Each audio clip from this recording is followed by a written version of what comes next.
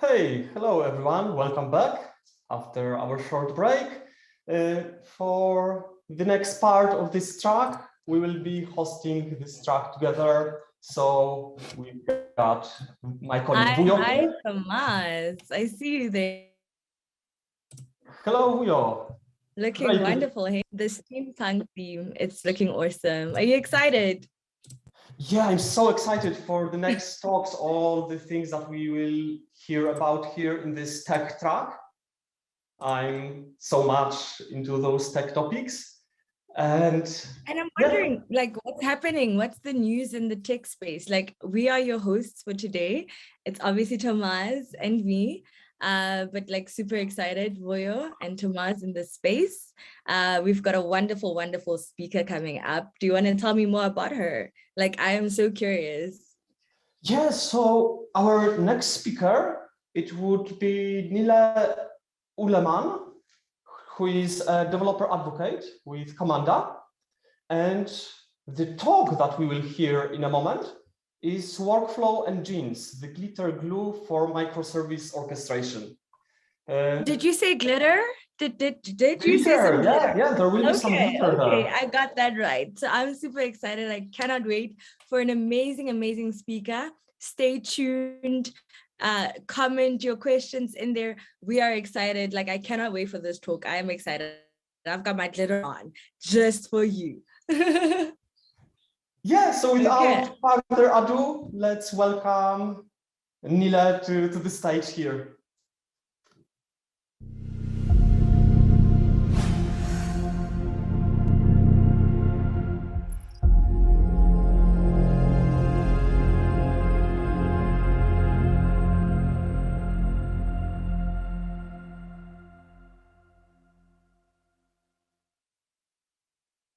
Hello, thank you for the warm welcome. Welcome to the topic, Workflow Engines, the glitter glue for microservice orchestration. Yeah, and let's keep going. We have 30 minutes time and I have a lot to show. My name is Nele. I'm a developer advocate for Camunda. I'm actually with Camunda for 5 years now. I started in the consulting team, and that means I've used to see a lot of community members and also consultants and customers using workflow technology to either building new architectures or modernize old architectures. And I'm really passionate about workflows in general and how they can help us to make the whole development cycle better. And I'm also really passionate about Indian food, and that's what you can see here in that picture. And you will have an idea later in that talk why Indian food is important for today. Also, it's like half an hour before noon for me. So if you haven't decided what you want to have for lunch yet, Indian is always a good option. And let's start. And if we talk about architectures today, we know that modern architectures are using microservices or are built out of microservices. And that means basically we have different services, and each service has a specific task to fulfill, has their own team and a database. But the most important thing here is they are independently deployable. And that makes them quite useful when we look at requirements that we have when it comes to software architecture. So they are scalable and also useful for the continuous delivery. And obviously those microservices play good along with cloud technologies. Having them in containers and scaling them up in containers makes a lot of sense using them in cloud.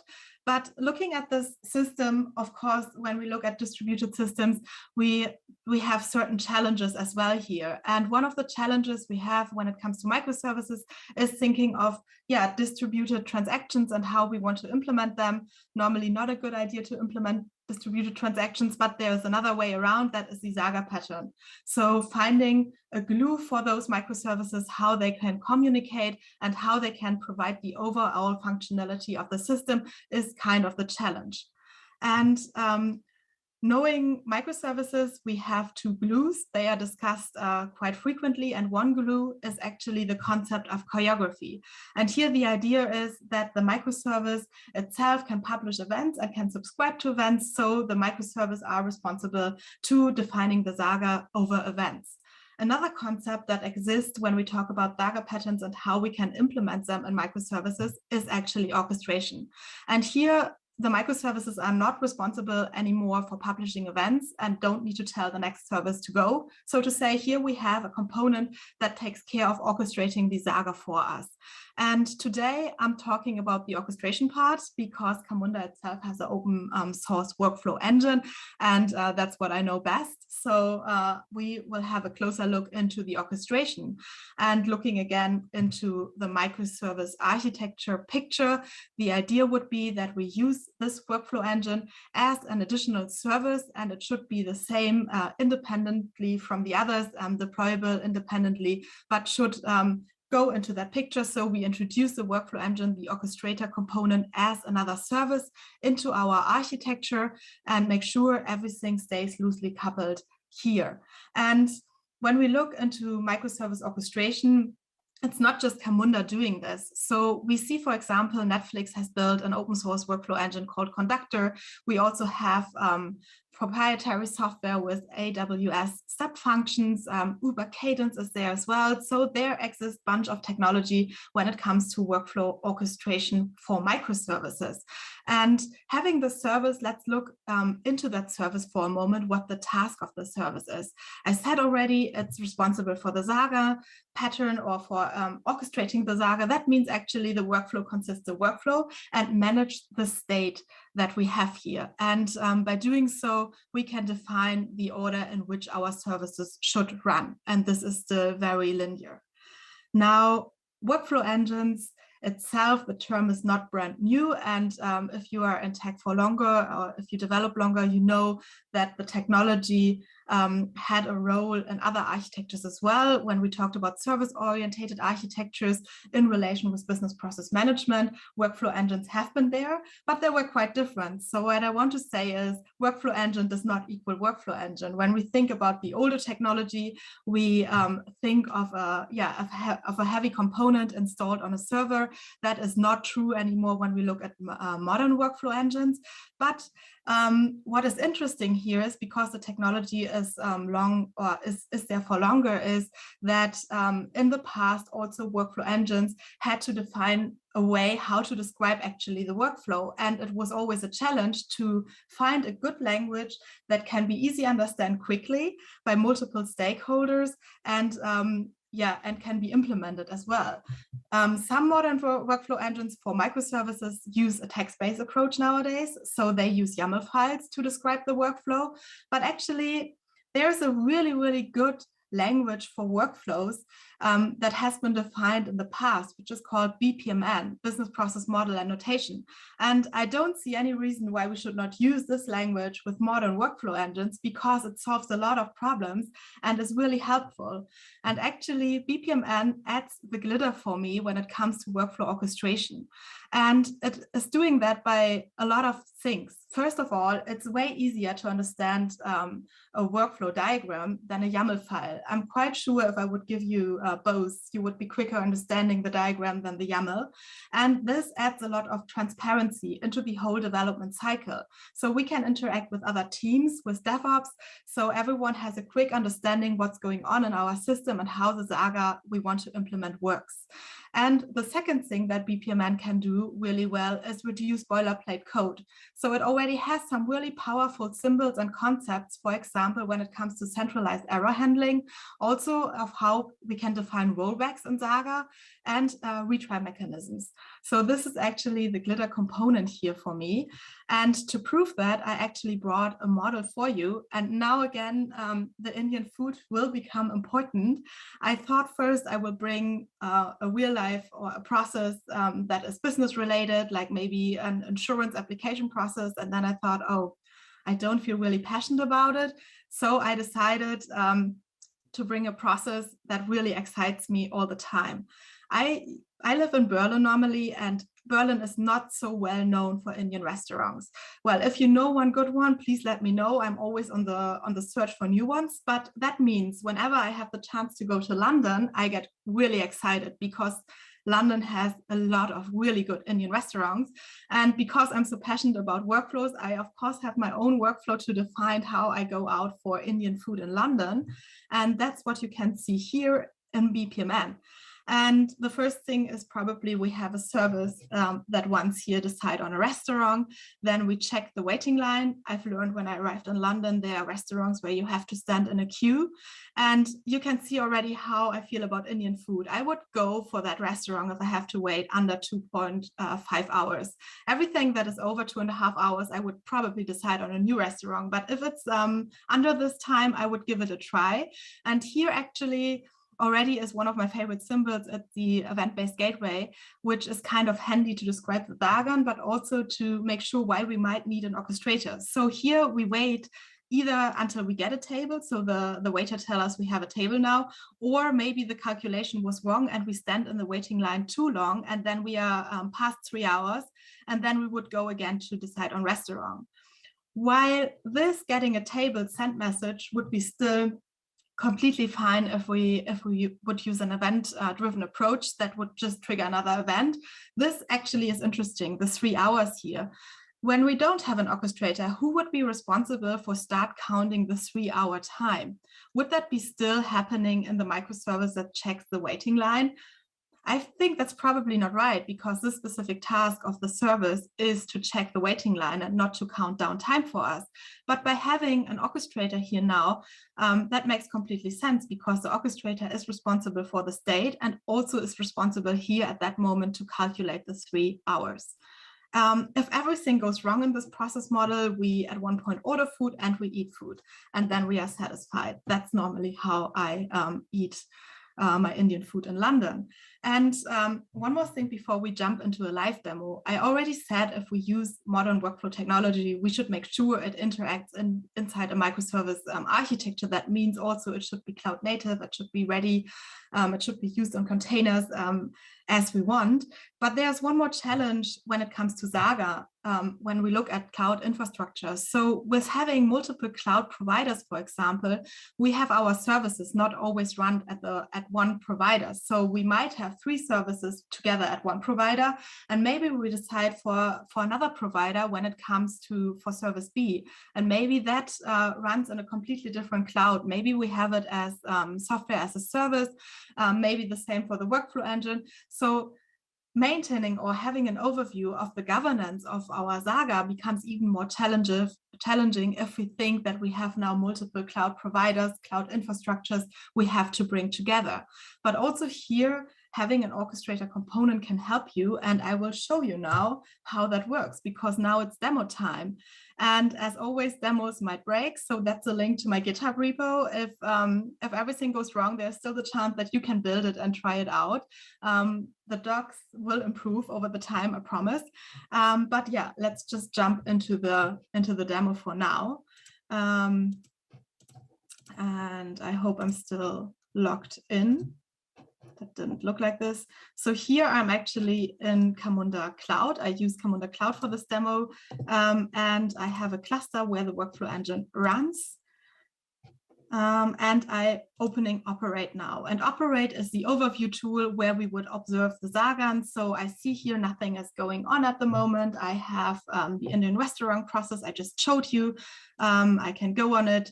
Nothing really exciting, nothing is running here. But what I can do now here is from that same Camunda Cloud console, I can start an instance of the process, and I'm just doing that here.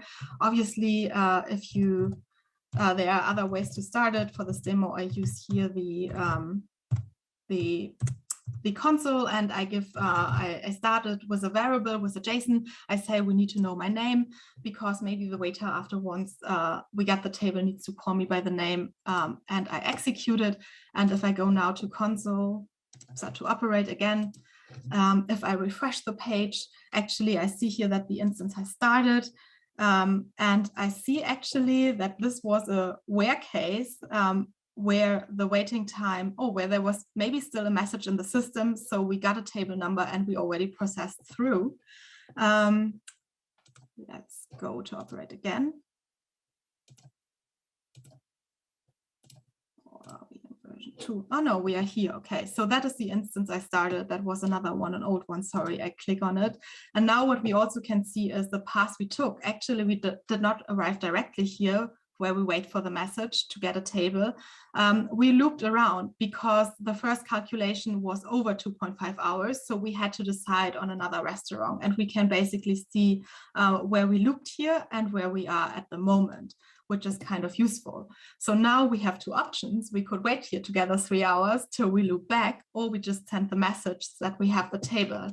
I would say we use the message.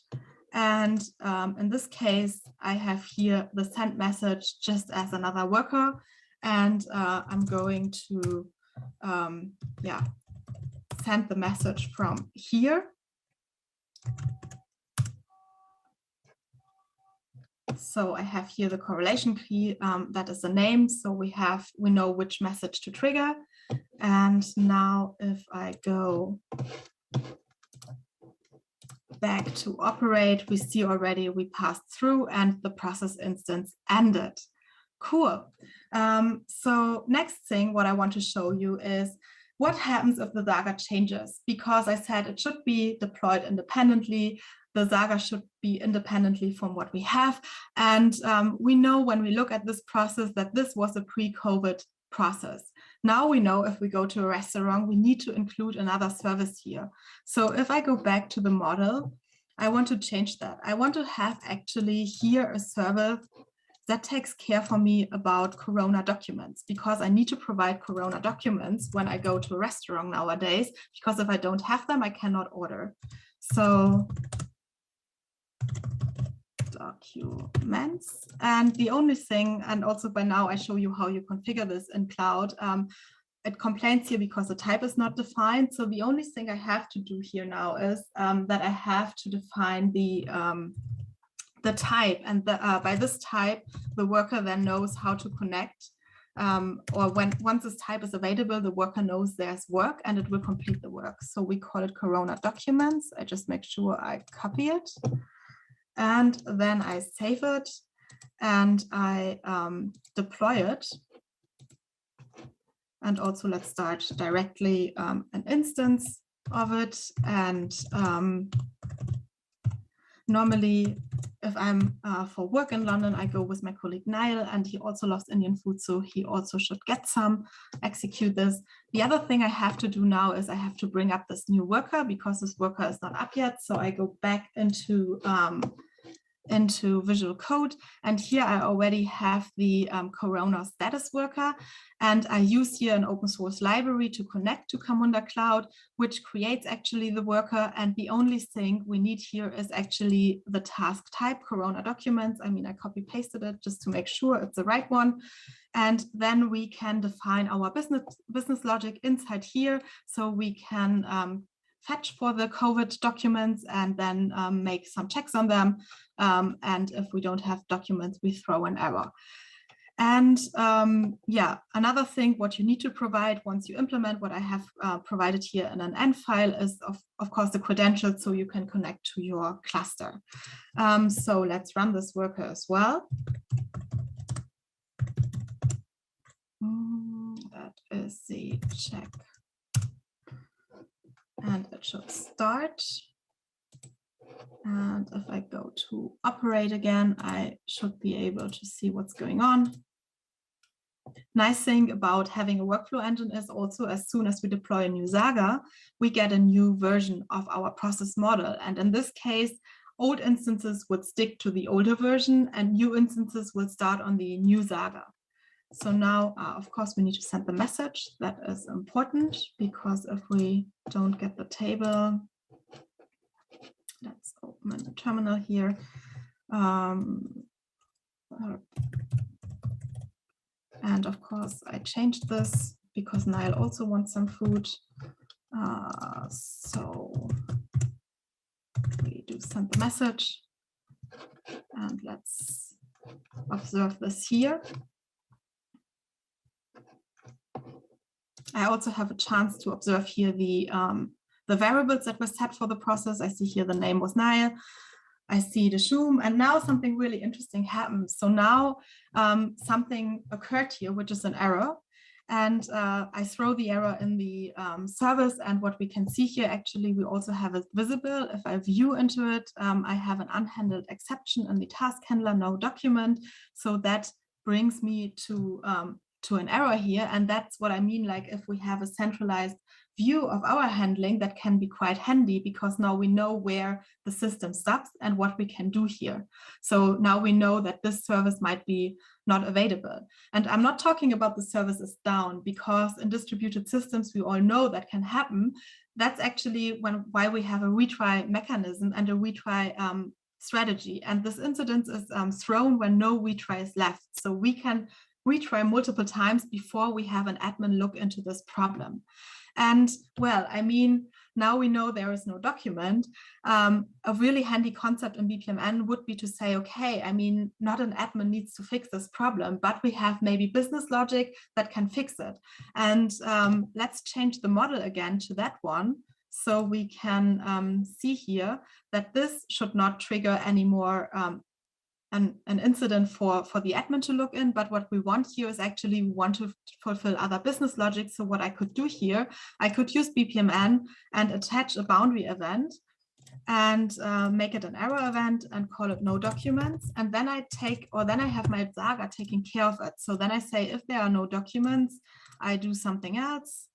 Then I order takeaway. I mean, that would be really sad if we already waited 2.5 hours and then we don't have our documents, but okay. I mean, hopefully no one forgets them. We could also decide for other things. We could also decide that this goes a different way then, obviously. And I would say for now, we still want to get the Indian food. So I bring it back to here. And I can use the same worker if I want to. So I can say I use the order food worker. And what I can do here is, as well in Cloud, I can use headers. So for example, I say I have the same worker, but depending on other meta information I provide, the worker might act slightly differently. So order is still the same, but order food means it comes to a table, and order takeaway means we have to put it into boxes. So I add a header here, and I just copy and paste this quickly and say here the value is take away, and I save this. And oh yeah, that's the important part. I have to define here an error name, and more important, an error code. So this can relate to the code, and I will show you later, or I will show you now how that works. So I copy paste to make sure.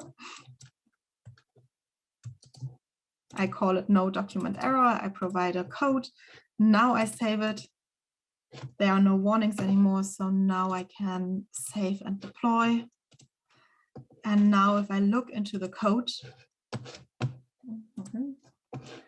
from the check corona status, we don't want to throw actually this exception anymore, but what we want to do is we want to return, and we want to return to the workflow orchestrator, but not with a complete, but this time we want to send actually an error, and we can do that, and that will trigger actually the BPMN error. And here we need to provide the no document error, and that should be fine. And then I stop the worker for a moment, I restart it, and let's start one more time an instance of the process model. So I think I should get food again. I execute sending the message, of course, as well. So that is the message. And again, I need to change that. Maybe I should have just gotten for Nile again, but yeah, okay. Just send the message again. And now, interesting, let's see what's happening in Operate. We still have the incident that was triggered. We could also retry from here. I have the 4th version now running. I go now for the 4th version to look. Actually, nothing is running, so it might have just stepped through. So if I go to the completed instances, yeah, there it is. So actually what we can see here now is actually it happened, right? So we went through here. We have not provided any Corona documents. So that's why this BPMN error was triggered. So we went the alternative path to order the takeaway, and we are still satisfied. So that were some features I could show you, hopefully quickly in BPMN, and there are way more that you can look at. And even this is a really small saga or workflow. I hopefully showed you already the benefit BPMN can have to that. And yeah, let's sum up from here. So I hope when you leave today, your laptop or your computer, go to lunch, first thing you order Indian. But secondly, I hope you remember from this talk that if you have microservices, you need to define your own glue. So either orchestration, choreography, or something in between, or not in between, but a mix between both. If you decide for orchestration, I hope you saw that BPMN actually is the extra glitter for that orchestration. And when you talk about orchestration also and this cloud infrastructures, you see that if you have a workflow component, the overview is quite important, and to keep governance of your systems. So within cloud technologies and different cloud providers, you have the central view at least to see if something goes wrong. And yeah, that's it from me for today. Thanks for joining, and I'm looking forward to your questions.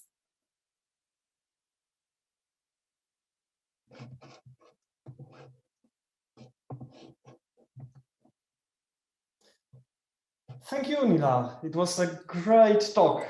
Really loved how you showed this whole BPMN, how it works.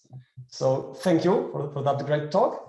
I'm just checking if we have any questions from audience, but didn't seem. Yeah. But I have one question from myself, until we got anything from others. So I wanted to ask you, what do you think? What is the learning curve if I want to start using BPMN? I've seen you showed the wonderful diagram, the GUI thing, and then the code, but how much learning I need to start using it? I would say it's quite, you start as you would start with coding, right? You start with a basic concept and then you add to it. But I would say the learning curve in BPMN is quite high already. If you know coding languages, a lot of concepts are similar to coding concepts in BPMN. I would say it does not take too much to learn BPMN actually. Of course, you should make sure you learn it right, so that you understand it correctly, but I would say it's not that difficult at all. I would say Java is still more difficult than BPMN to learn. Thank you. Just checking, I've seen one message. Okay, there is one question from our audience. So, is it generally welcomed by product managers, developers? And how do you deal with reluctant contributors? Sorry, say that again. Is it to buy product managers? No, I don't get the... I mean, yeah, so the question is like, is it generally welcomed by product managers and developers? So what to do with people who are reluctant to start using it? I would say yes, it is, especially if you have interaction with people that are not coders. It makes it quite easy for them to understand what's going on. So yes, it's very welcome. And for developers, I would say it depends which technology you use, but if you use a technology that is open source and is developer friendly, yes, it is. So if you have a low code tool, I would not recommend that because that's not really developer friendly. But if you have an API that can be consumed and used by the developers, they really like to use it because it really adds benefit to the whole development. And the other one was about contributions. Did I get that right? Yeah, but I think it was the same question. So I think contributions to actually defining those processes. Okay, yeah. So the general idea is that you have, if you have bigger companies or different people and departments involved, the idea is normally it cycles a little bit around till you have defined the process model or the saga. So it goes from the one department that maybe knows the business logic to the developers that have to change something and goes back. So it's also a language for communication to define systems and the functionality of the systems. Thank you. Yeah, that's great. If there are any other questions, then I would ask everyone in the audience to just use chat or to talk to Nila directly and ask all those questions afterwards. And yeah, thank you once again very, very much for that great talk. There were also comments about the demo, that the demo was really great. Well, so thank you for that as well. And I think now we are ready for a break.